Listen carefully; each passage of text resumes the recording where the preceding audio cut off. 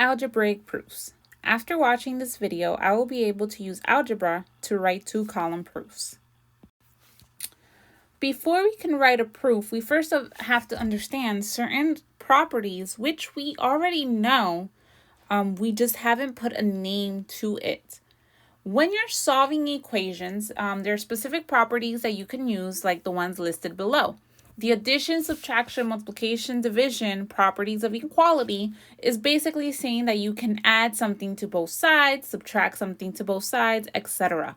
Reflexive property means that something is equal to itself, and the symmetric property means that you are able to switch the order when you have two things and an equal sign in between them.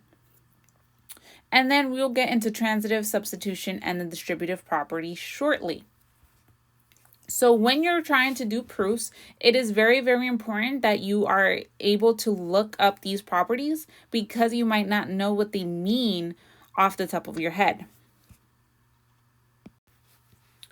So an algebraic proof is basically a proof with a list of algebraic statements like the one already listed, and then on the right side you would have the properties that you used in each step. So let's look at an example. If we have the equation -5 parentheses x plus 4 equals 70, then we want to prove that x equals -18. Notice how I have the conditional statement if then. So the if is the hypothesis, that's your starting point, and then the conclusion, that's where you should end up at the beginning. So notice that my first step, I have my hypothesis, and at my very last step, I have my conclusion. So now we want to see what step we're doing in each, what property we're using in each step. So referring to the list of properties I had in the previous slide, I'm going to see what's happening first. So in a proof, doesn't matter what it is, what it's saying, the very first statement is always the information you are given or the hypothesis. So notice what was in red, that was my information given. So I'm going to say that was given information.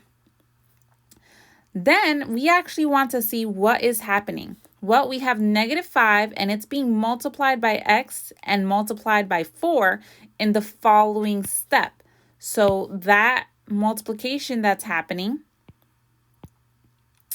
it's actually using the distributive property because we're using distribution to multiply -5 into the x and into the 4. So in my second step, I would say we are using distribution.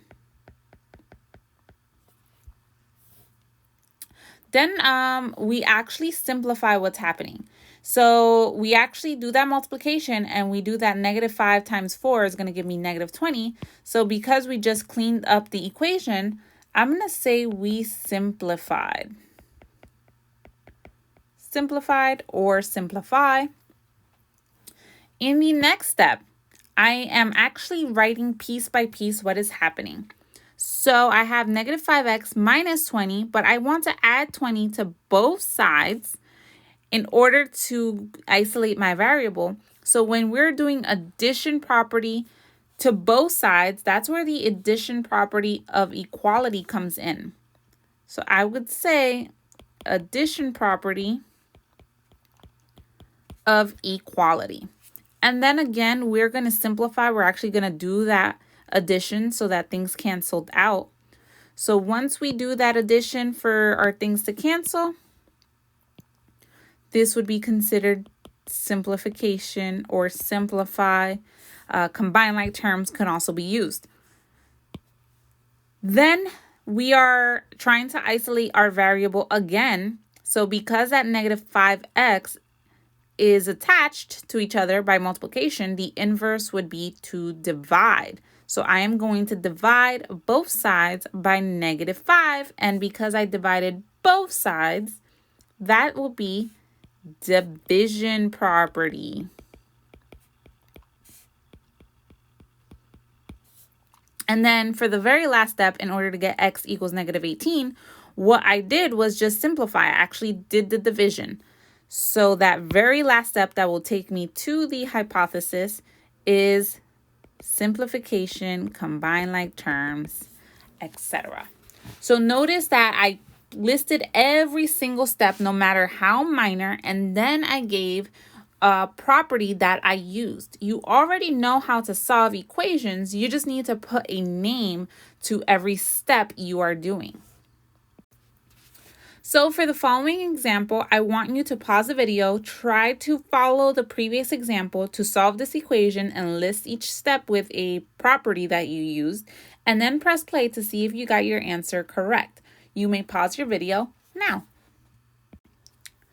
So notice how I solved each step individually, step by step, and then on the right side, I said what property I was using in each step.